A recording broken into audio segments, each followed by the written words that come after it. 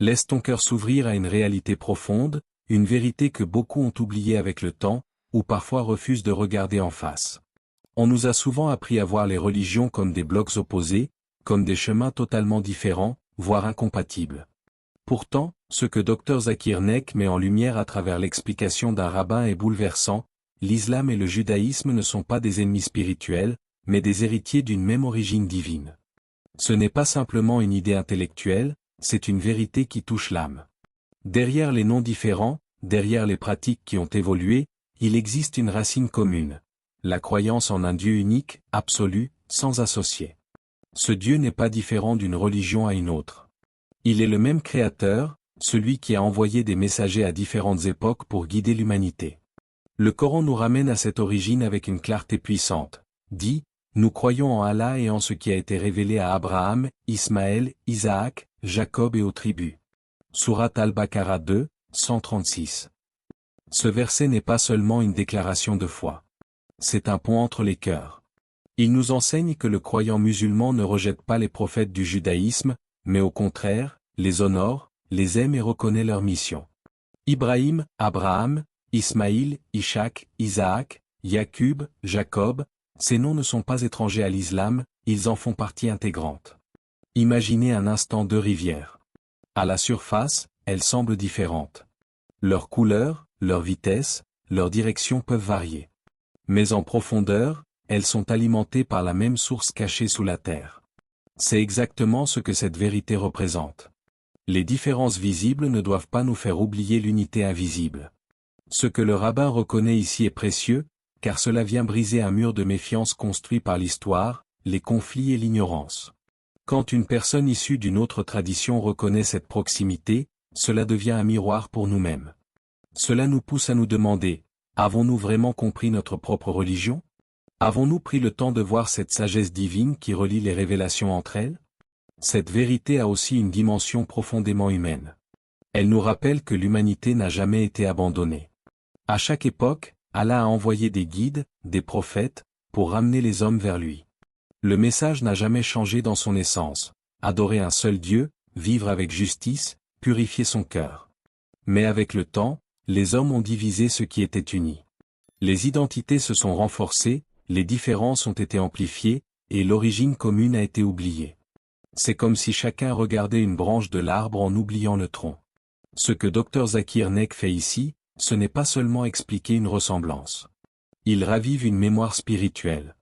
Il nous invite à revenir à cette source, à ressentir cette unité, à comprendre que la foi véritable dépasse les frontières humaines. Et peut-être que cette prise de conscience peut changer quelque chose en nous. Peut-être qu'elle peut adoucir votre regard, purifier notre intention, et nous rapprocher d'Allah avec une compréhension plus profonde. Car au final, cette vérité oubliée n'est pas seulement une information, c'est une lumière. Dès que tu plonges dans cette réalité, quelque chose change dans ta perception. Tu ne vois plus l'histoire des religions comme une succession de messages différents, mais comme une seule parole divine qui traverse le temps, portée par des hommes choisis. Dr Zakir Naik insiste sur ce point essentiel. Les prophètes ne sont pas venus avec des religions contradictoires, mais avec un message unique, répété, confirmé et transmis génération après génération. Dans le judaïsme comme dans l'islam, des figures comme Moussa, Moïse, occupent une place centrale. Ce n'est pas un hasard. C'est la preuve vivante que la guidance divine n'a jamais été limitée à une seule communauté. Le même Moussa qui a parlé au peuple d'Israël est honoré dans le Coran comme l'un des plus grands messagers d'Allah. Son combat, sa patience, sa foi, tout cela fait partie de l'héritage spirituel du musulman. Et ce lien ne s'arrête pas à un seul prophète. Il s'étend comme une chaîne ininterrompue à travers l'histoire, Ibrahim, Abraham, Ishaq, Isaac, Yaqub, Jacob, David, Suleiman, Salomon, tous porteurs du même appel. Ce que le rabbin évoque ici rejoint une vérité fondamentale de l'islam, la continuité du message divin. Le prophète a magnifiquement résumé cette réalité dans un hadith profond, les prophètes sont des frères, leurs mères sont différentes, mais leur religion est une. Cette parole est d'une puissance incroyable. Imagine une famille où les frères viennent de mères différentes, mais ont un seul père. Leur origine est la même, même si leur contexte diffère. C'est exactement ainsi qu'il faut comprendre les prophètes. Leurs lois peuvent varier selon les peuples et les époques, mais leur essence, leur mission, leur appel, tout est identique. Ferme les yeux un instant et imagine une longue chaîne de lumière qui traverse les siècles. Chaque prophète est comme une lampe allumée dans l'obscurité de son époque. Certains sont venus dans des périodes de grande injustice, d'autres dans des sociétés égarées par l'idolâtrie. Mais tous portaient la même flamme, adoraient Allah seul, et revenaient vers lui. Ce qui est touchant dans l'explication du rabbin, c'est qu'elle met en évidence cette unité que beaucoup ont oubliée. Aujourd'hui, les différences sont souvent mises en avant, parfois exagérées, au point de faire croire que les messages étaient totalement distincts. Pourtant, en revenant à l'essence, tout devient clair. Chaque prophète appelait à la sincérité, à la justice, à la purification du cœur. Aucun n'a appelé à l'injustice, à l'orgueil ou à l'association avec Dieu. Leur mission était de reconnecter l'homme à son Créateur, de lui rappeler d'où il vient et où il retourne. Mais avec le temps, les messages ont été interprétés, modifiés, parfois même déformés par les hommes. C'est là que naissent les divergences. Ce n'est pas la source qui change, ce sont les chemins qui s'éloignent. Dr Zakir Naik nous invite alors à revenir à cette origine pure. À comprendre que respecter un prophète, c'est respecter tous les prophètes. En islam, on ne peut pas croire en Muhammad sans croire en Moussa, en Isa, Jésus, ou en Ibrahim. Cette foi globale crée une vision plus large, plus profonde, plus apaisée. Et cette compréhension a un impact direct sur le cœur. Elle enlève la haine, elle réduit l'ignorance, elle ouvre la porte au respect et à la réflexion. Elle nous rappelle que la vérité divine n'est pas fragmentée, mais unifiée. Au fond, ce que cette partie révèle, c'est que l'histoire des prophètes n'est pas une histoire divisée, c'est une seule et même histoire, écrite par Allah, guidant l'humanité vers une seule destination, lui. Ce que tu vas découvrir ici ne relève pas simplement de la théorie, mais du concret, du visible, du vécu. C'est une réalité qui peut surprendre profondément, surtout si l'on a grandi en pensant que l'islam et le judaïsme sont totalement différents dans leur pratique. Pourtant, lorsque le rabbin met en lumière certaines similitudes, et que Dr Zakir Naik les explique avec clarté, une évidence apparaît. Ces ressemblances ne sont pas le fruit du hasard, mais les traces d'une origine commune. Regarde d'abord les lois alimentaires. En islam, le croyant consomme du halal, en respectant des règles précises sur ce qui est permis ou interdit. Dans le judaïsme, il existe le cachet, avec des principes très similaires. L'interdiction de certains animaux, la manière d'abattre, la conscience que manger est un acte lié à l'obéissance à Dieu. Ce n'est pas simplement une question de nourriture, c'est une discipline spirituelle. C'est un rappel quotidien que même dans les actes les plus simples, le croyant reste connecté à son Créateur. Puis il y a la circoncision, pratiquée dans les deux traditions comme un acte d'alliance, de purification et d'obéissance. Ce geste, qui traverse les siècles, relie directement les croyants à l'époque d'Ibrahim, Abraham. C'est comme une signature spirituelle, un signe que le corps lui-même peut être un témoin de la foi. La prière aussi est un point de convergence puissant. Même si les formes peuvent varier, l'idée reste la même, se tourner vers Dieu à des moments précis, s'humilier devant lui, reconnaître sa grandeur. En islam, les 5 prières quotidiennes rythment la journée du croyant. Dans le judaïsme, des prières régulières structurent également la vie spirituelle. Dans les deux cas, il ne s'agit pas seulement de réciter des mots, mais de créer un lien constant avec Allah, de ne jamais oublier sa présence. Et que dire des règles de pureté? L'ablution, le lavage, l'attention portée à la propreté physique et spirituelle, tout cela montre que la foi ne se limite pas à l'intérieur du cœur, mais qu'elle s'exprime aussi à travers le corps. La pureté devient un état global, une préparation à rencontrer Dieu dans la prière. Le Coran éclaire cette réalité d'une manière magnifique, il vous a légiféré en matière de religion ce qu'il avait enjoint à Noé.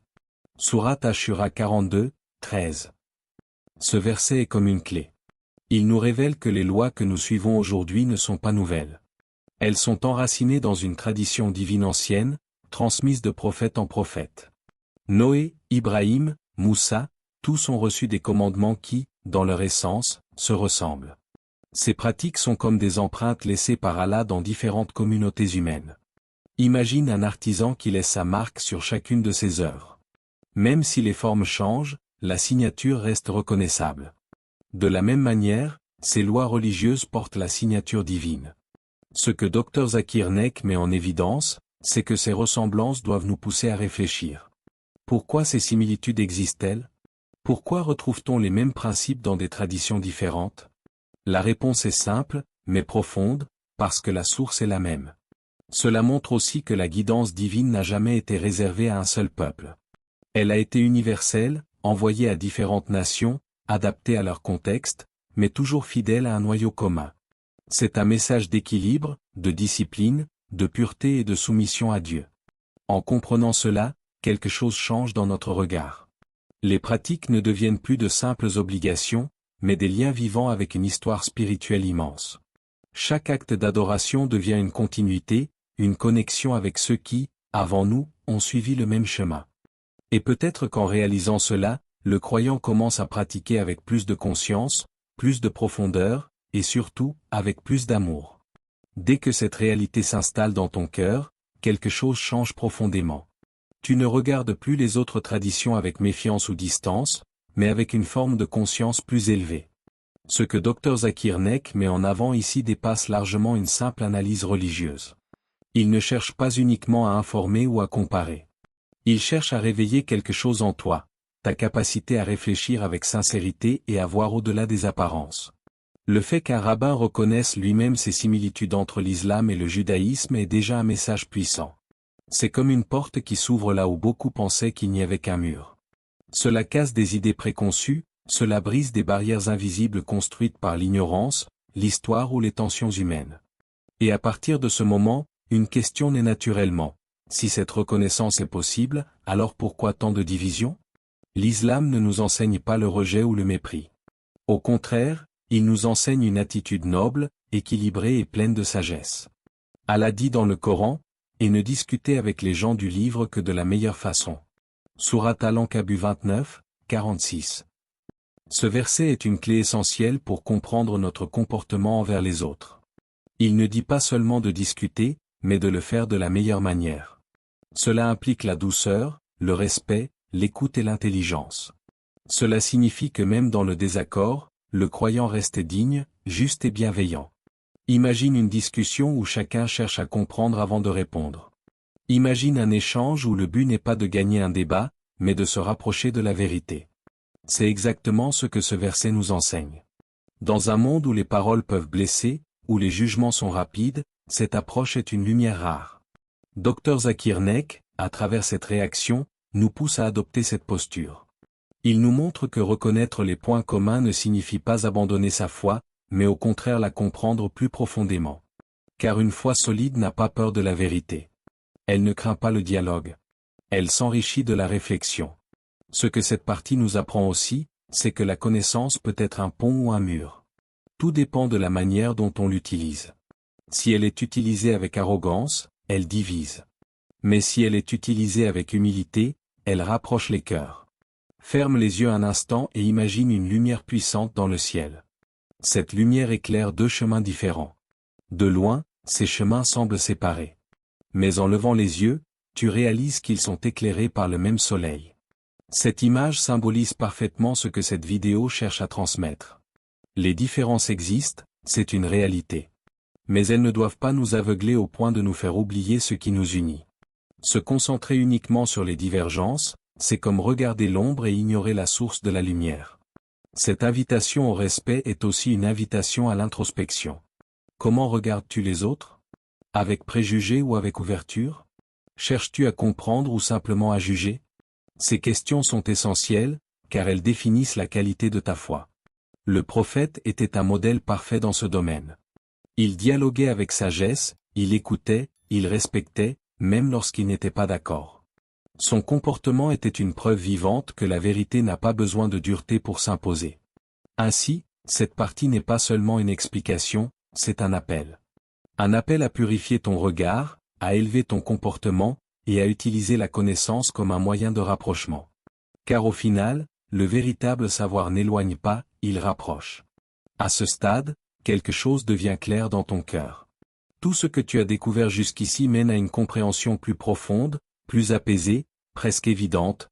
L'islam ne vient pas détruire ce qui existait avant lui, mais le compléter, le purifier et le préserver. C'est ce message central que Dr Zakir Naik met en lumière avec force et sagesse. Beaucoup de gens pensent que chaque religion est une rupture totale avec la précédente, comme si chaque message annulait le précédent. Mais en réalité, l'islam se présente comme la continuité naturelle de cette chaîne prophétique. Il ne rejette pas les révélations antérieures dans leur origine divine, mais il vient distinguer ce qui est resté intact de ce qui a été modifié par l'homme au fil du temps. Le Coran décrit lui-même ce rôle avec une précision remarquable, et sur toi, Muhammad, nous avons fait descendre le livre avec la vérité, pour confirmer le livre qui était avant lui et pour prévaloir sur lui. Sourate Al-Maïda 5h48. Ce verset est comme une clé qui ouvre une compréhension globale. Le Coran confirme, c'est-à-dire qu'il reconnaît la vérité présente dans les révélations passées. Mais il préserve aussi, en devenant un critère, une référence finale qui permet de distinguer l'authentique de ce qui a été altéré. Imagine une lumière qui vient éclairer une pièce ancienne. Dans cette pièce, il y a des objets précieux, mais aussi des éléments qui ont été déplacés, modifiés ou recouverts par le temps. Cette lumière ne détruit pas la pièce. Elle permet simplement de voir clairement ce qui est vrai, ce qui est d'origine, et ce qui a été transformé. C'est exactement le rôle du Coran. Il ne vient pas effacer l'histoire, mais lui redonner sa clarté. Ce que Dr Zakir Naik explique ici est essentiel pour transformer notre regard. Lorsque tu comprends que l'islam est une continuité, tu ne vois plus les autres traditions comme des oppositions absolues. Tu commences à les percevoir comme des chapitres d'une même histoire divine, une histoire dans laquelle Allah a guidé l'humanité à différentes étapes. Cela ne signifie pas que toutes les pratiques actuelles sont identiques ou correctes, mais cela change profondément la manière de comprendre leur origine. Cela t'éloigne de la haine, de l'arrogance, et te rapproche d'une vision plus équilibrée, plus juste. Cette compréhension renforce aussi ta foi. Car tu réalises que l'islam n'est pas un message isolé, mais l'aboutissement d'un long processus divin. Il porte en lui la mémoire des prophètes, la sagesse des révélations passées, et une guidance préservée jusqu'à la fin des temps. Il y a aussi une dimension émotionnelle dans cette réalité. Elle apporte une forme de sérénité. Tu ne te sens plus perdu dans un monde de contradictions religieuses. Tu comprends qu'il existe une cohérence, une continuité, une sagesse derrière tout cela. Et surtout, tu prends conscience de la responsabilité que tu portes. Si le Coran est cette lumière finale, alors il devient ton guide, ton critère, ta référence dans ta vie quotidienne. Il ne s'agit plus seulement de croire, mais de vivre cette vérité avec sincérité. Ce que cette conclusion nous enseigne, c'est que la foi n'est pas une rupture avec le passé, mais une connexion avec une histoire divine immense. Une histoire où chaque prophète a joué un rôle, où chaque révélation a eu sa place, et où l'islam vient sceller cet héritage. Et peut-être qu'en comprenant cela, ton regard change définitivement. Peut-être que tu vois désormais la religion non comme une division, mais comme une continuité guidée par Allah, du début jusqu'à la fin. Ce que tu viens de découvrir n'est pas simplement une comparaison entre deux religions. C'est un rappel puissant que la vérité divine a traversé les siècles, les peuples et les langues. À travers l'explication d'un rabbin et la réaction de Dr Zakir Naik, une évidence apparaît. L'unicité de Dieu et la continuité du message prophétique sont des piliers communs. Cette réflexion nous pousse à aller au-delà des divisions humaines. Elle nous invite à chercher la vérité avec sincérité, à respecter, et surtout à comprendre. Car lorsque le cœur s'ouvre à la connaissance, il s'apaise. Et lorsque l'on reconnaît la sagesse divine dans l'histoire, on se rapproche d'Allah. Si cette vidéo t'a touché, si elle a éveillé en toi une réflexion ou une émotion, alors ne garde pas cette lumière pour toi. Abonne-toi à Lumière de l'Islam, partage cette lumière autour de toi, et participe à éveiller les consciences. Merci d'avoir ouvert ton cœur à cette parole. Que la paix d'Allah t'accompagne à chaque instant de ta vie. Allah dit, ceux qui ont cru, et dont les cœurs se tranquillisent à l'évocation d'Allah. N'est-ce point par l'évocation d'Allah que se tranquillisent les cœurs? Sourate Ar-Ra'd 13h28. Que Allah illumine ton chemin, apaise ton cœur, et te guide vers la vérité. Amma.